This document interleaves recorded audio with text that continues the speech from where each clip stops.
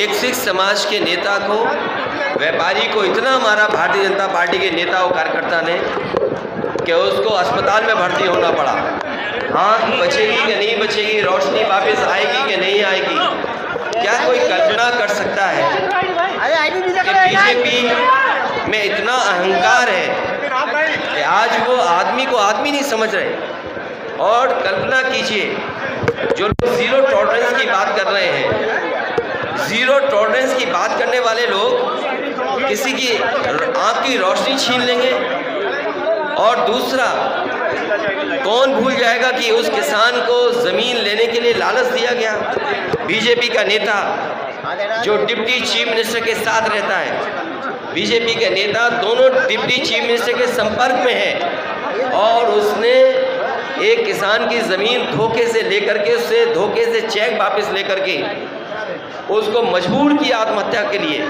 उस किसान की आत्महत्या हो गई, और वो ज़मीन कोई 6 करोड़ की नहीं है, वो 30, 35, 40 करोड़ की ज़मीन है। उसको बीजेपी का नेता 6 करोड़ में लेकर के उस सीधे साधे भोले किसान से चेक वापस लेकर के चेक फाड़ दिया।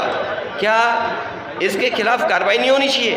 क्या लग रहा है कि कानपुर के अधिकारियों के पास वो बुलडोजर नहीं है जिसके पास चाबी हो? क्या बुलडोजर की चाबी खो गई? बुलडोजर में पेट्रोल डीजल नहीं है? क्या बुलडोजर का ड्राइवर बुलडोजर को छोड़ के भाग गया? क्या लखनऊ से परमिशन नहीं मिली बुलडोजर की?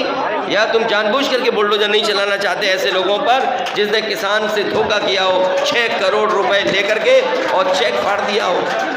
और मुझे वो भी दिन याद है, इसी शहर में दंगा हुआ था। दंगे के नाम पर यहाँ की पुलिस ने कोई भी नहीं छोड़ा हुआ जिससे पैसा वसूला ना हो। कभी नाम बढ़ा देना, नाम हटा देना, दंगे के नाम पर यहाँ की पुलिस ने पैसा वसूला है। और मुझे सुनने में आ रहा है यहाँ पर गिरोह चल रहा है, जो पुलिस के लोग मिलकर के गिरोह चला रहे हैं, लोगों के साथ अन्याय हो रहे हैं। अगर कोई बात कहेगा तो उसके खिलाफ कार्रवाई हो जाएगी।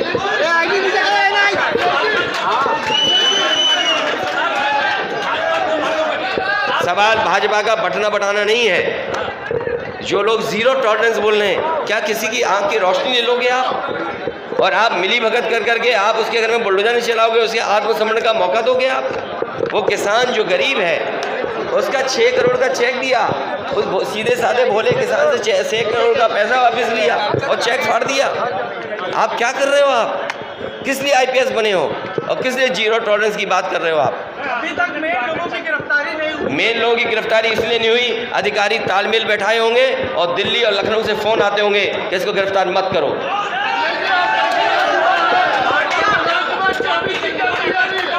समाजवादी पार्टी जाति गणना चाहती है और समाजवादी पार्टी हर कीमत पे जाति गणना कराएगी। अखिलेश जी, जिस तरीके से युवा आपको पसंद करते हैं, समाजवाद को पसंद करते हैं, 2024 का 2024 जिस तरीके से अखिलेश को युवा पसंद करते हैं, क्या 2024 चुनाव में समाजवाद को पसंद करेंगे? समाजवादी नहीं, सबसे ज़्यादा सीटें समाजवादी पार्टी जीतेगी, उसमें PDA का साथ लेंगे हम लोग। देखिए, ये कांग्रेस को बताना पड़ेगा कि इंडिया भारत गठबंधन अगर देश के स्तर पे तो देश के स्तर पे है, अगर प्रदेश के स्तर पे नहीं है तो फिर भविष्य में प्रदेश स्तर पे भी नहीं होगा। ये तो कांग्रेस को बताना है, मैं इसमें नहीं बोल सकता कुछ। नहीं, अब छोड़िए वो बातचीत, जो चली तो चली रात के 1 बजे तक, जब बात नहीं चली तो नहीं चली। कहाँ पर? समाजवादी पार्टी पूरी जिम्मेदारी से लड़ेगी चुनाव। और मैं अखबारों में क्या खबर छप रही, क्या गठबंधन हो रहा, किसका अखबार वालों पे ऐड मिल जाता है तो वो कहते हैं इससे गठबंधन हो रहा है, न्यूज़ वालों को गठबंधन के लिए भी पैसे मिल जाते हैं, ये छाप दो इससे गठबंधन हो रहा है।